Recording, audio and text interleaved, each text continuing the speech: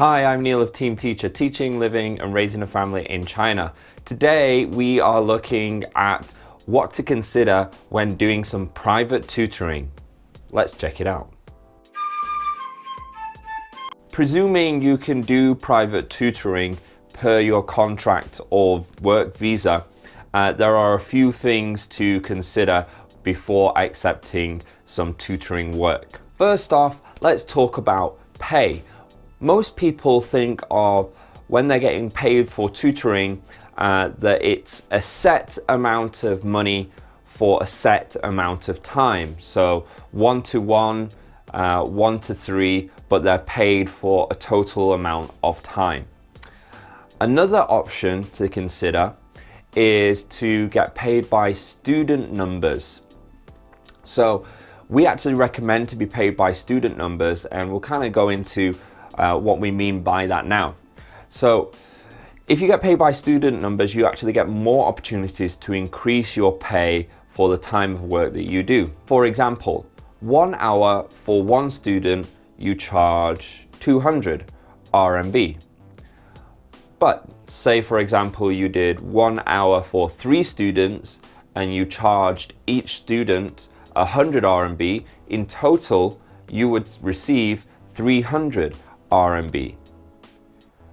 So if you actually charge students less but have more in your class, you can actually earn more for the amount of time that you work. An additional benefit for this is that parents actually have an incentive to promote you and get you more students.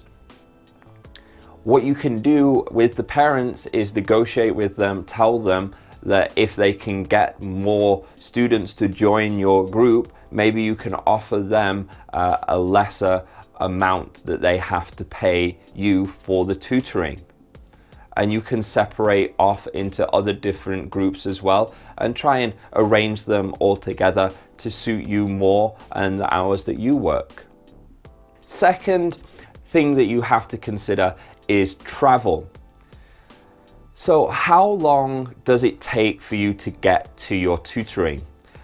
If your travel time is 2 hours for a 1 hour class, unless you actually include and negotiate the travel time cost, I'm not just talking about the fares, but your time, then that 1 hour of work is not worth it.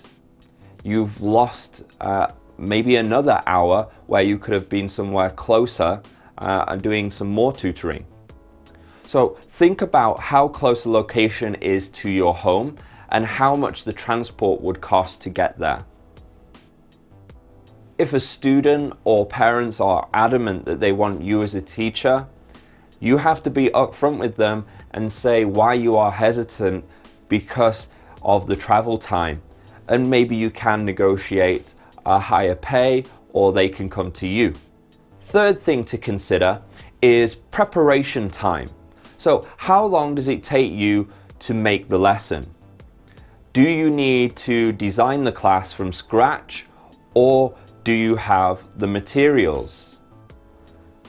A common teacher rule is for 1 hour of class time, you're doing maybe 2 hours of prep time. If you are making material and you can't reuse that material, that is money that you've lost because you've put time into that will only reap you rewards for that 1 hour or however amount of time you are tutoring just that one student. So you have to consider preparation time quite a lot. Many people think, well, I don't have to do preparation time, I can just do conversation classes. And this is fine for like older students that you can correct on the spot. But for younger students, this is very difficult to keep them engaged with an adult in conversation. Our recommendation is to have a reliable set of English books that you can use for a variety of levels, that you can easily adapt any worksheets, games, activities that you have to suit students of whatever level. so that any lesson plans or materials you create around them, you can reuse in the future. We'll put some links below to the books and materials that we use so you can get an idea of what's appropriate for your students' level. Make sure to weigh up the pros and the cons before accepting tutoring work, as there might be a hidden cost to you. In addition, don't be afraid to communicate any concerns to the parent, the student, and they may try to accommodate you as much as they can if you're a teacher that they really like. For example, if the travel time is too much, they might offer you a ride or to bring a student to you, to come to you. Negotiation is part of the process of doing private tutoring. So try to strike the best deal for you, and you can even consider revising that deal every so often, depending on your students' levels, needs, and how you feel about those classes. Well, I hope you liked this video. If you did find it informative and fun, please consider liking our channel. Thank you and goodbye.